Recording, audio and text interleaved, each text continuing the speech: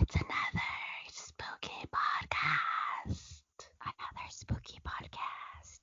Spooky. Spooky.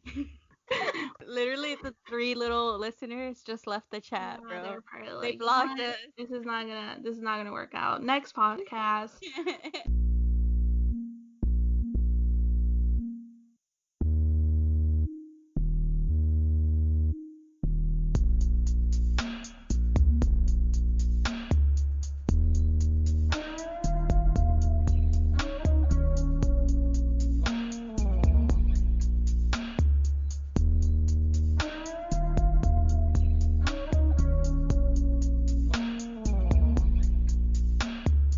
Hey guys, my name is Karina Reyes. And I'm Idma or Irma, whatever you want to call me. Yay, thank you for all the support. Shout out to all our listeners, all three of you guys. You Yeah. guys are amazing. Honestly, we're very thankful for every one of you guys.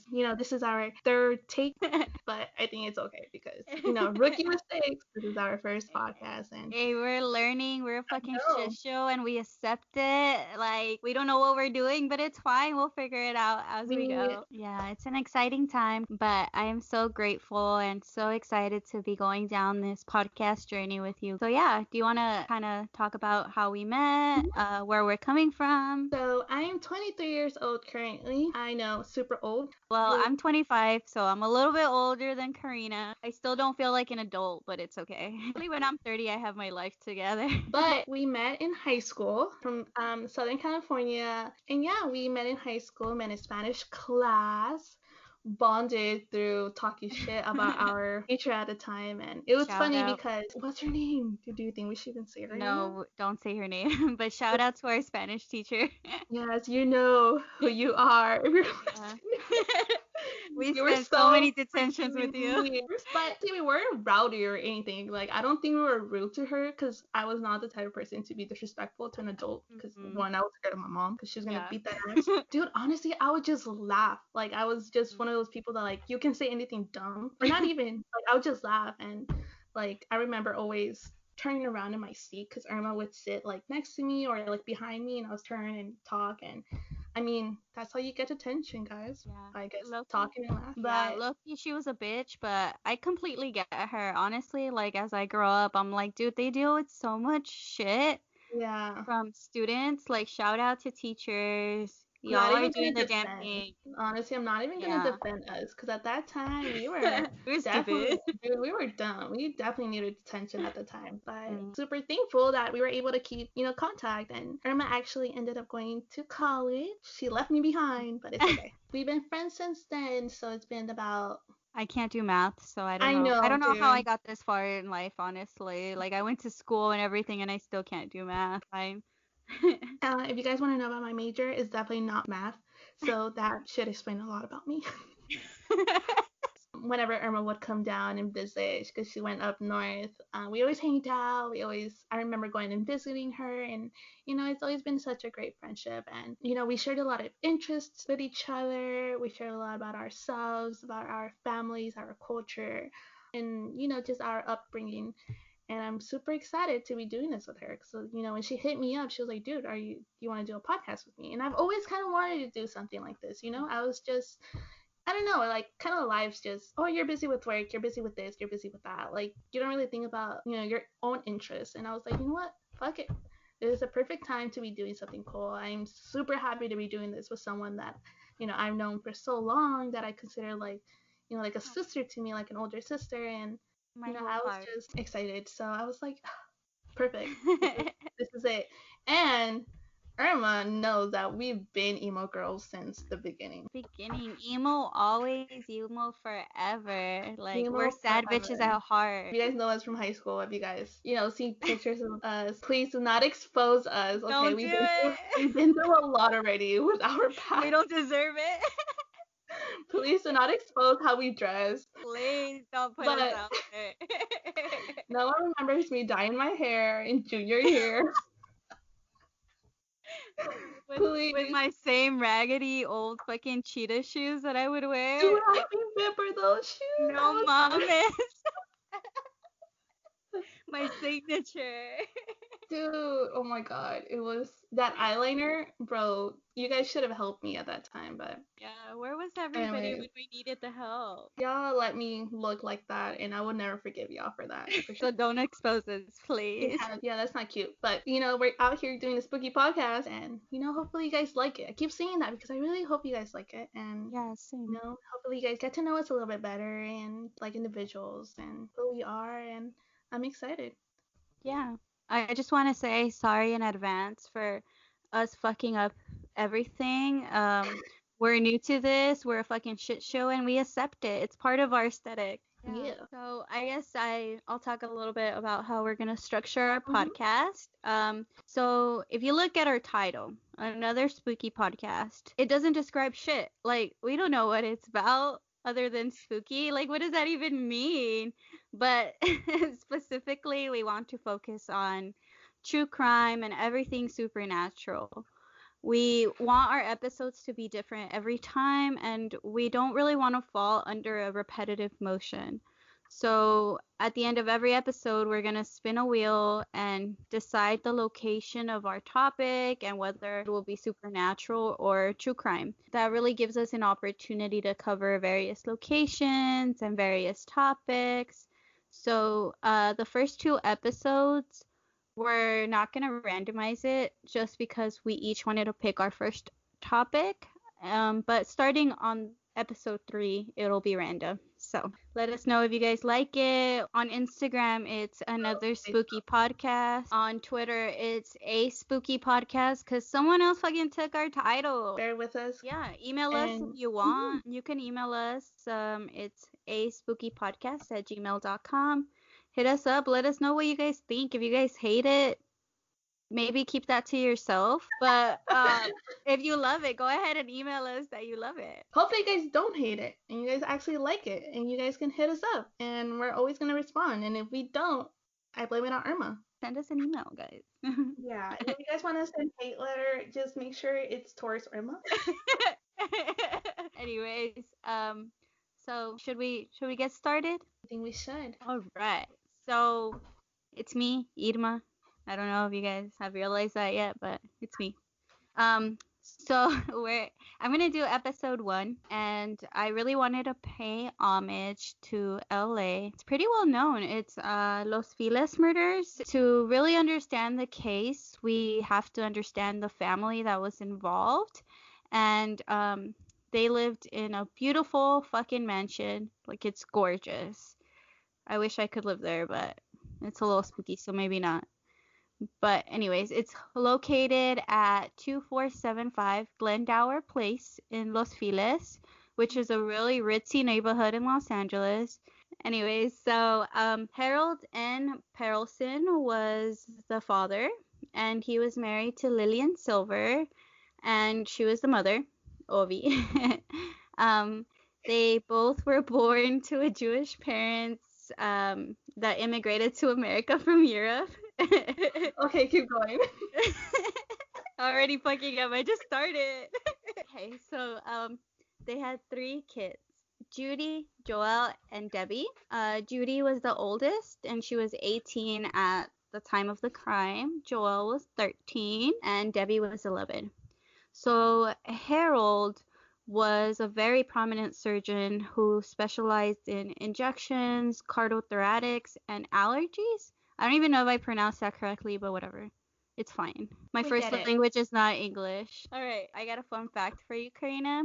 Ooh, okay. You might be a little shocked. When Harold first moved to Los Angeles from New York, because he grew up in New York, he actually worked in a physician's office in Inglewood. So when he came to LA, he was very successful. He was an assistant head for cardiology at the School of Medicine at USC, very prestigious. And he also worked on various surgical teams throughout Los Angeles, including the Los Angeles County General, Cedars of Lebanon Hospital, and Santa Fe Hospital of Los Angeles. And he started making bank. Like he was making shmoney. Like getting it, bro. Yeah, like hopefully that's not copyrighted. Don't sue us. We ain't got no money.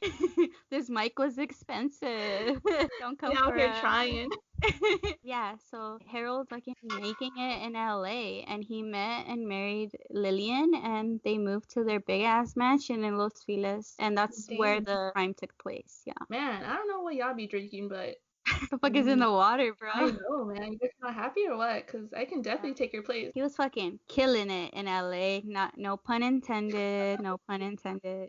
He actually filed a patent on December 30th, 1938 for his invention of a hypodermic syringe. I don't know if you guys know what a syringe is, but it's not the needle part, it's the other part that sucks up the liquid. Yeah. And he took a long ass time to invent it and develop it. And in 1939, he had a verbal agreement with some sketchy ass dude. I didn't write down his name because he's sketchy and he doesn't deserve the spotlight. You know, he's sketchy. We don't trust those kind of people. We Very don't fuck with those sus. kind of people. Yeah. So the sketchy ass dude was supposed to help Harold basically put his invention on the market, and they were gonna split 50-50. At least that's what they agreed to. Right. But Harold, he didn't realize that he was making this agreement with some sketchy ass dude. And Harold and Lillian both invested money into this invention, and like a lot of money. But they got screwed over by the sketchy ass But dude. I I don't don't know. know. I don't know how people do it, honestly, because with that money, you would want to invest. If you're investing, then, you kind Hmm. of know what the hell you're putting your money in. Yeah, dude, But definitely. hey, I mean, I'm not rich, so Yeah, we don't know. We can't relate. can't relate. We're an outside perspective over We're out here. here trying to say, well, is this a spooky podcast or is this another finance podcast? I Yeah, don't know. it's a business podcast. Excuse me. But go Take on. notes, everybody. So yeah, this sketchy, greedy ass dude basically screwed them over, and he Hmm. kept all the profits. He didn't give any of the profits to Harold, who invented the damn thing. Like without him, that sketchy ass dude wouldn't be making anything. Hmm.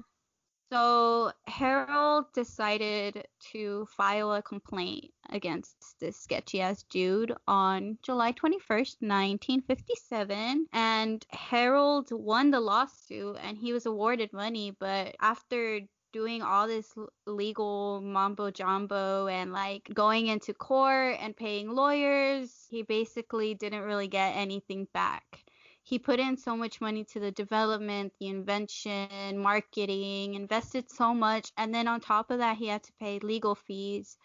So the money that Harold was awarded, it was nothing. And even though Harold and Lillian were rich as fuck, after putting all that money into that long ass legal battle, it definitely hindered their financial situation. They had put in so much money, and now it's like, oh shit, like we have money, but we don't really have money, you know? Yeah, they became very unstable. It's in Mhm. peligro.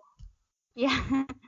The money, the bag is slowly getting taken away, you know? No, dude, it's because I'm telling you, man, it's always these stories where their financial situation gets a little rocky and shit, and It's they think crazy. people would be a little bit smarter about these things. I don't know, dude. Maybe it's because we don't Ooh, have a bag, so we I gotta share know. our $3 that we have in our Ew. bank account, but it's When fine. you're growing up a little, rocky in the situation, in the financial situation, you're over here thinking about, man, if I had money, I would do this and that, right? And then you hear stories like these, and you're like, oh shit, people fumbling in the bag, dude. Yeah, for real, dude. 3 years after the whole lawsuit with the sketchy ass dude and all that legal battle, Judy, the oldest daughter, who at this time I believe she was 16, she got into a really bad accident. She wasn't like severely hurt, but she did Hmm. have like a concussion, and it was a bad crash. She got in a crash, and the other driver involved basically blamed everything on Judy, the usual, and said that Judy drove through a red light and caused the crash, but in reality, it comes out later that the other driver was the one at fault. When it first happened, Harold didn't believe the BS that the other driver was saying, so he took her ass to court and sued the shit out of her too. He was demanding a shit ton of money because in the car with Judy was his other kids. So he wanted to pay medical bills, and they weren't severely hurt, but he was demanding a lot of money, which I get, I it's mean, your I would kid. too. But Mhm. I mean, if they can get a little money out of that, then why not? Yeah, fuck it. You know, for Yeah. trying to blame it on Judy. Yeah, and it came out that it was actually the other driver's fault. He was awarded money, but kind of similar to the previous lawsuit with the sketchy ass dude, he invested so much money into this lawsuit, and legal fees are not cheap. They're Hmm. expensive as fuck, especially if it's a drawn out court case. So he invested all this money and he won and he got money, he got a settlement, but it was like nothing compared to everything that he put in to actually win the case. Again, here he is fumbling the bag again. Honestly, he needs like someone to advise him on his I mean, financials. honestly, I should have been alive back then because I would have handled that perfectly. Yeah. It's stupid, but I guess. So they really started to struggle financially, and it was starting to like really make an impact after those two long ass lawsuits. You suddenly feel like you're losing your money. So the thing also is that they're living in this big ass mansion and in a really nice rich neighborhood in Los Angeles. They Hmm. kind of want to keep up this image of being rich and having this extravagant lifestyle. Like he's a surgeon, he should be able to afford all of this nice stuff. But they didn't really have the money for it after all those lawsuits. They didn't really consider their budget, which write this down, guys. Always consider your budget and follow your budget, guys. So if y'all see some stickers out there, Hit us just up. mind your business, and we might just give it to y'all because If you say we're handling the budget correctly, we'll consider donating some stickers. yeah, exactly. But yeah, like they just were spending like they had been spending before, trying to keep up this extravagant lifestyle, but they didn't really have the money for it. Their bank account kept going down and down and down and down to the point where these financial struggles were really starting to cause a burden on Harold and the family, but mostly Harold because he's the dad. It's the 50s, and all this pressure is on the father to, bring the bag home and pay for everything. So he's really starting to feel that burden. People around him really began to notice a change in his attitude. He used to be described as very soft-spoken, very reserved, nice. Then after losing all this money and kind of going in a financial rut, they started noticing that he started getting into really dark shit, reading really dark stuff, and really feeling that burden of it. And he was genuinely spiraling. He was going downhill really fast. I mean, honestly, that sounds very depressing. Again, situations could have been prevented by the way they handle things in the Mhm. beginning, but obviously, just as like us being humans, shit happens, and Mhm. family and the pressure, and especially for the head of the house, that Mhm. position in his family, I'm assuming it was just a lot of pressure. He probably like couldn't handle it. And there's so much Yeah. someone can handle before they crack. I'm Yeah. intrigued. Yeah, and you see that. You see that in this case that he just had so much on he had all the weight of the world for his family on his shoulders, and he had to prove to everyone that he was a successful surgeon, child of immigrants. You have that sense that you have to succeed, and the fact that he's not succeeding, it's getting to him. Everything was going to shit and it's about to get worse. Like it's about to get very bad. So now we're going to fast forward to the actual case, the day of the crime scene, and that was on December 6th, 1959. The Perelsons were having a normal afternoon. They just had dinner. They wrapped some Christmas presents. They were Jewish, but they still celebrated Christmas because there's no rules, guys. If you want to have Christmas, have Christmas. Who cares? They tucked in the kids into bed, and Lillian, the wife, headed off to sleep. So Harold actually he stayed back a little bit, kind of hung out in the living room Mm, while everyone was that sleeping. sus. That Yeah, sus. he's a I little mean, weird. maybe, right? Because if your husband was just chilling in the living room, maybe not, but okay, but keep going. We know what's gonna happen, so it's a little Yeah. sus, Yeah, yeah. Yeah. So Once she was asleep, Harold went to bed and he lay down in bed with his wife and he started reading his stories again. He was pretty depressed. He was like at rock bottom. And he started reading this really dark book about death called Dante's Divine Comedy. Honestly, I don't read, so I don't know what it's about other than it's really dark.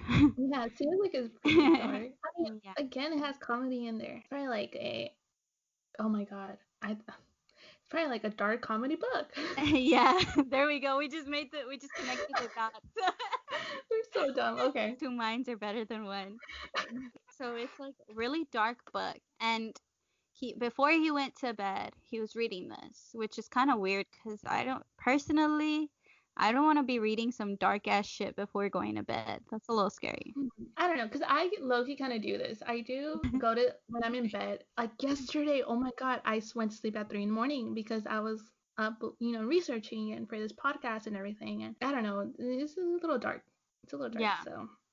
Girl, I am too scared at night, honestly. I'm a fucking baby. Dude, I It's don't so know how I scary. do it, but I definitely be researching all of these things at night, guys. Not even, not in the middle, not in the morning like a normal person. No, at night, like at 2 a.m. And I've been You're watching videos. crazy. Honestly, though, I watched a video on this case really late at night. It was the spooky part of it, but Yeah. By the way, guys, for each episode, I did want to mention that just a little thing in here.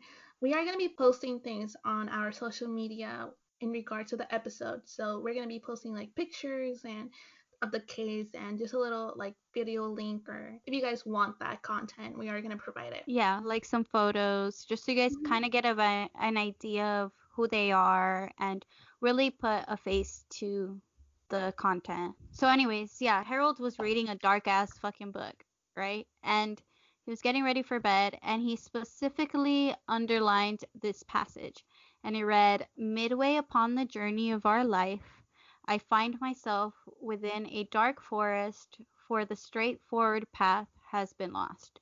And it'll come into perspective a little bit later once we know what happens, but it's very dark and very ominous. So just keep that little quote in mind. Harold underlines this and he's like, you know what? I'm gonna go to sleep. So he goes to sleep, knocks out. He wakes up from a dead sleep at 4 in the morning. Some people say 4:30, some say 5, but really early in the morning, Dr. Harold Perelson walks downstairs and he goes into a little toolbox and he gets a ball pin hammer, which I don't know if you guys know what that is. I had to Google it because I'm not handy mandy over here. I don't know anything about fixing anything. Yeah, we're definitely not gonna speak like a Chinese. But a ball peen hammer, Google it. It's Is that it's what like you a? think. I'm guessing it's a hammer with a little ball.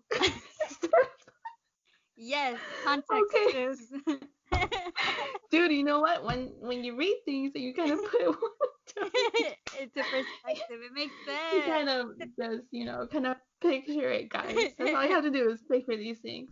Yeah, we'll put a picture on our Instagram just in case Yeah. y'all didn't want to Google it. Yeah, if you guys see it, we're like, oh, now I know what's a hammer, ball, Ball pen, peen, ball peen. peen. Yeah, but go on. Yeah.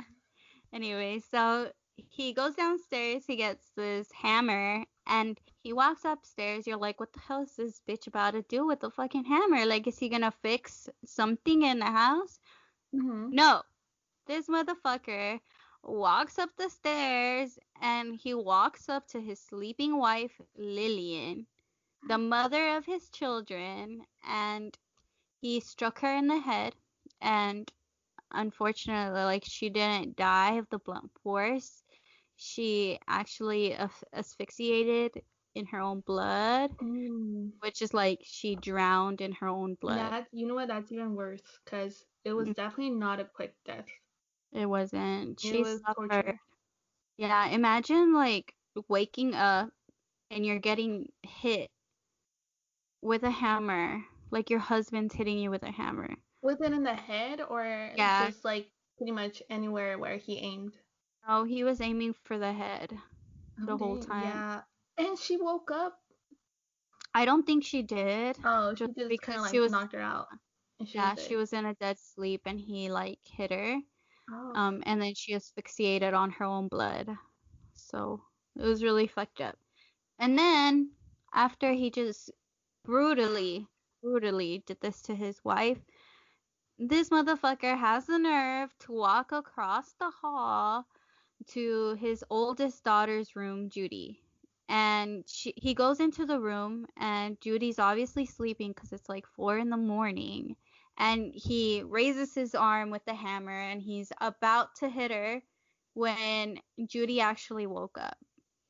And she woke up and she reacted really fast, and she moved a little bit out of the way, and Harold still hit her in the head, but it wasn't a direct hit.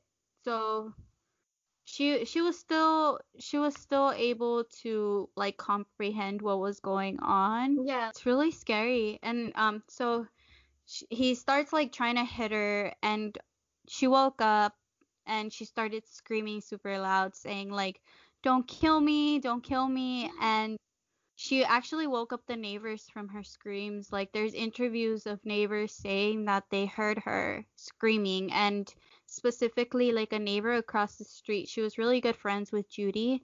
She Mm-hmm. recognized that was Judy, her Her voice. voice. Yeah, Yeah. because it was really loud. So she was screaming, "Don't kill me." And her father, Harold, as he was hitting her with the hammer, he kept telling her, "Lay still, keep quiet." What the fuck? I'm just supposed to lay here while you hit me with a fucking hammer? I've heard from other people, right, that all of these serial killers, murderers, all of these, sinister people that commit these hideous crimes, that they're smart, which to a certain degree, right? Mm-hmm. You do kind of connect all of that together, but you'll meet some really dumb ones.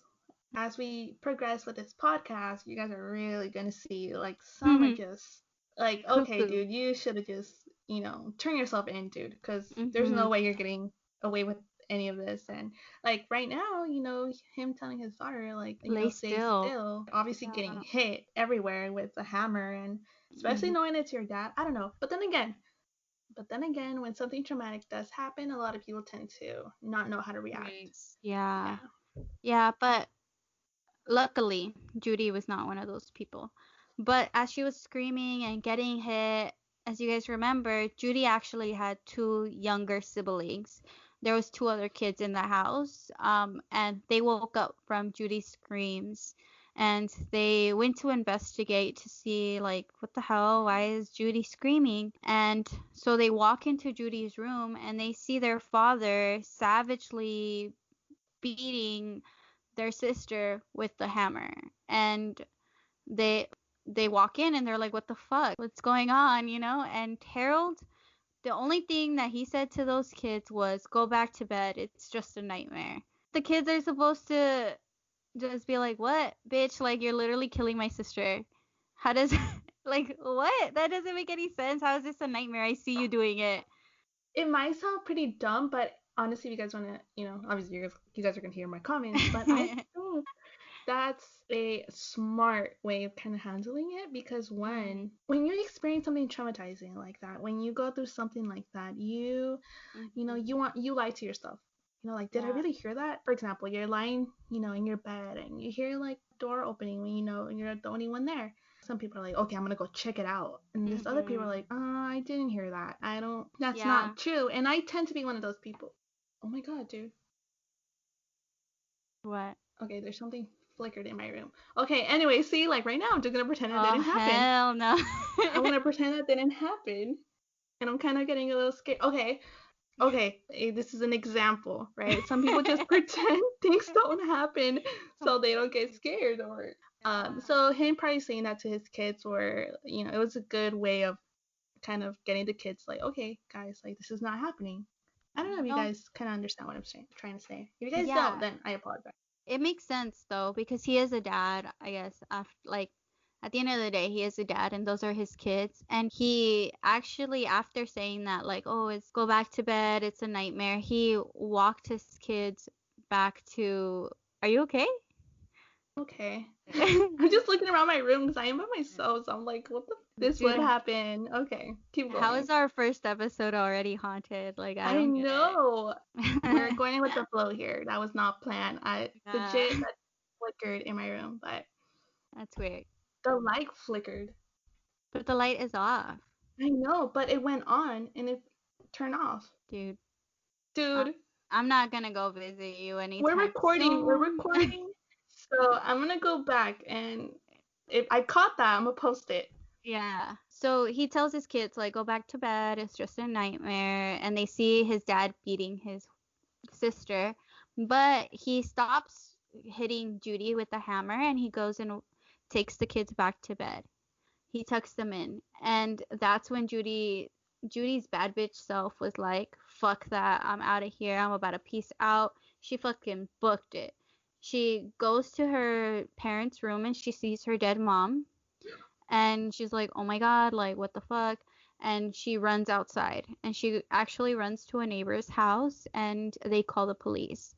Hmm. That's when like the neighbor was freaking out too cuz there's this girl, the like Judy, they know who she is. She's knocking, she's bleeding, putting blood all over the door. Like that's scary. Yeah, yeah. So he runs out of the house. He helps Judy and he runs out of the house and he goes to where Harold is at, where he killed his wife and all that. He goes to that house, the neighbor, and he sees the kids waiting outside. They ended up running out because they didn't know what was going on. They got scared. They're young, so they also run out of the house. And the neighbor goes in, and that's when he sees Harold.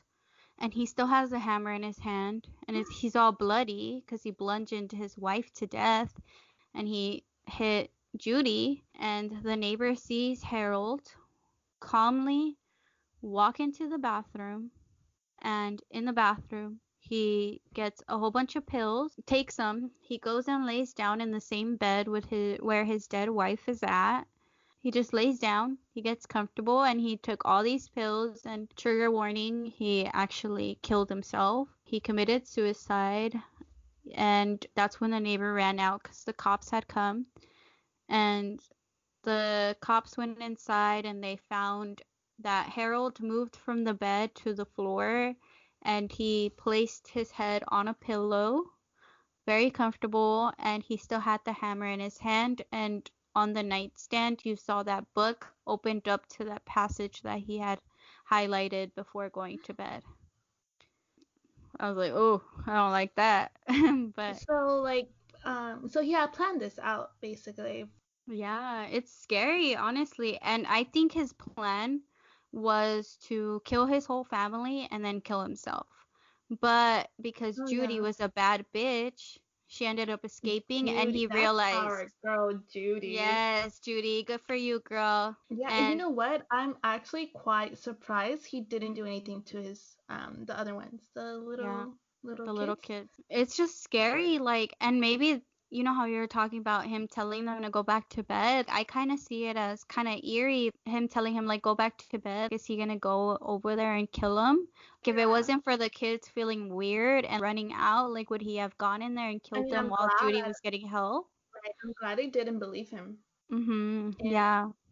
they were like, no, there's something wrong. And a lot of these family situations where it's very unfortunate, by the way, but you see all this repetitiveness about Mhm. men.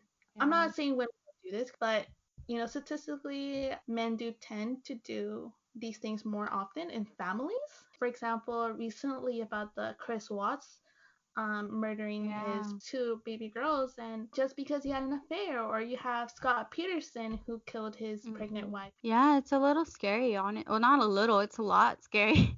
And you can tell that Harold, he was showing signs of depression. He was showing that Hmm. he was not okay after all those financial burdens. He was feeling it, and people around him actually noticed it, that attitude change. But obviously, they didn't think that he was going to do something like this, something Yeah. so crazy. You never expect for someone to just go and kill their family. But it's not an excuse. We're not defending him. He did a really crazy, really fucked up thing, and he messed up his children mentally. They were okay.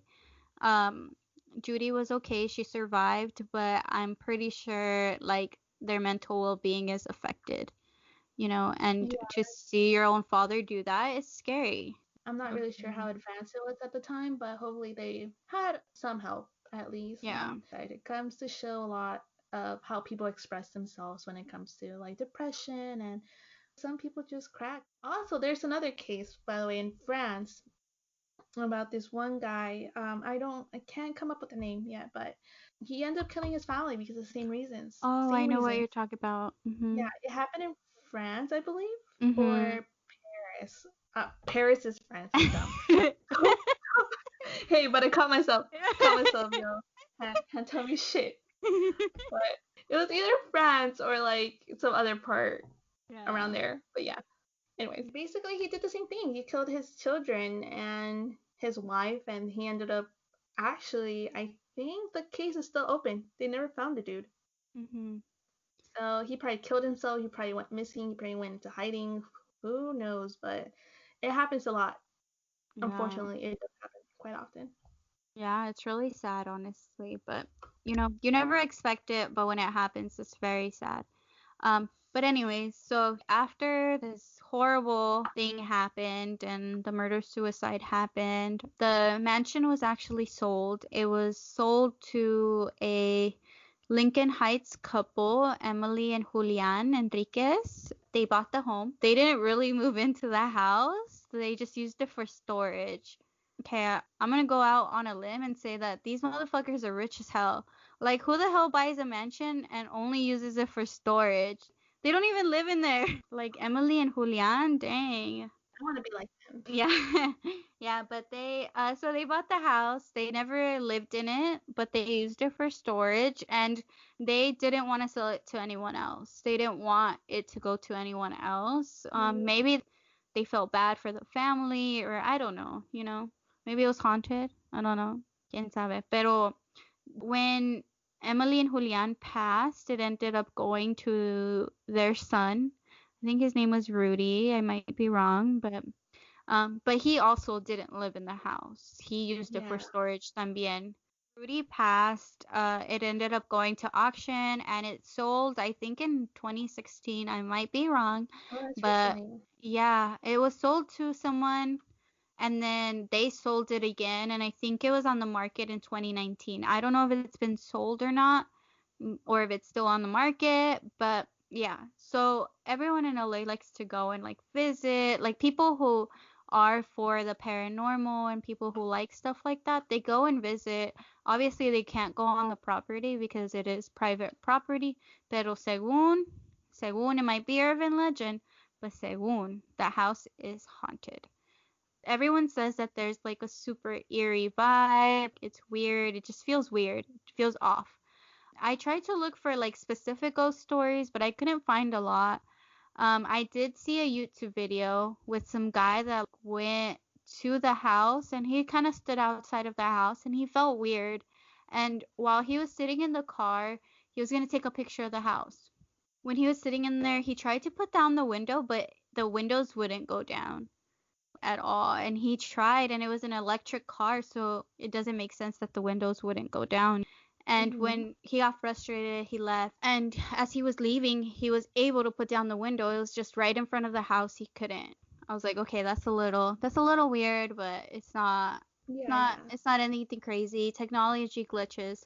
So he ended up going back and right in front of the house, he took a picture and he shows this picture on his YouTube video. Shout out to that guy. Maybe I'll link it or something. But Yeah, Lily. yeah, sorry, I don't know his YouTube name right now, but it was a really good video. He took a picture of the house, like in front of the house, Hmm. and he captured something like at the entrance. It kind of looks like a lady standing there. At least that's how I saw it. It looks like a little ghost lady standing there. It was really scary. That's what I was watching really late at night, and I was like, oh, Girl. I need to go to Is it? sleep. And then, bitch, the fucking lights went out when I was watching this scary Oh, ass dude, I was shit. like, wait, in the video, I was like, was No, it? no, no, no, no. I obviously like the lights going out on our block was a coincidence, but it was just like really scary when it happened because I was watching this video and my fucking lights go out. I'm like, it was a coincidence, but yeah, when someone you get that feeling if you don't trust someone or if you don't trust the location. You just feel it. You're just like, something's weird, something's off. Something that I've been noticing lately, or kind of like a little bit more about my intuition and kind of listening to things like that, is always the eyes. If I'm able to capture someone or kind of look at someone, I always look at their eyes. And there's a feeling that comes with it. And I don't know, maybe you guys are probably like, oh my God, Karina's so freaking crazy, right? But I always look at people's eyes. It says a lot about them. It says a lot about them. And I, unfortunately met some people that not the greatest people, but their eyes always told something about them. Like they were off, they just something. And my intuition always gets it right. Recently, I had a bad experience with someone at work. I was like, this person's just up to no good. Like I feel it. And I had to end up calling the police because they were crazy, but I just knew it. Dang, girl, you gotta listen to your instincts, and I believe you. I believe you. Yeah, I mean, you do feel it in the situation, but I mean, that was the story of Los Feliz Murder House, Murder Mansion. You go ahead and visit it if you're in LA. Obviously, try not to bug the neighbors. If you guys are in LA, maybe go check it out. See if you guys see a ghost in the window, or if you guys feel something, and then come report to us. Let us know because we're obviously too scared to go. I don't know if I mentioned it earlier, maybe I didn't, but this is my first time actually hearing about this. Thank you, Irma. Yeah, of course. Hopefully I didn't completely fuck it up. And shout out to Bad Bitch Judy. Like, if you're still out there, girl, good for you. Like, I know you're the one flickering my light, and it's all good because you're still a bad bitch. Yeah, and we live for you. Like, yes, girl. Again, go. And I did not get scared. Yeah. Holy Judy, calm down. Maybe don't scare Karina, but it's I know, fine. chill. Good thing I took a shower today in the morning. This was a great way to start off our podcast, so I'm very excited. Like I said, I keep saying I'm so excited, but I am truly very excited. You guys can share and, hopefully keep supporting us, and that will be very, very awesome of you guys. And, we also, by the way, did kind of want to mention this. Irma and I were very, passionate and also very dedicated of our community and where we grew up and, what's going on in the world. It's really hard not to talk about things. And I'm not going to say this is no sense a political podcast, but we know that our viewers come from all types of places.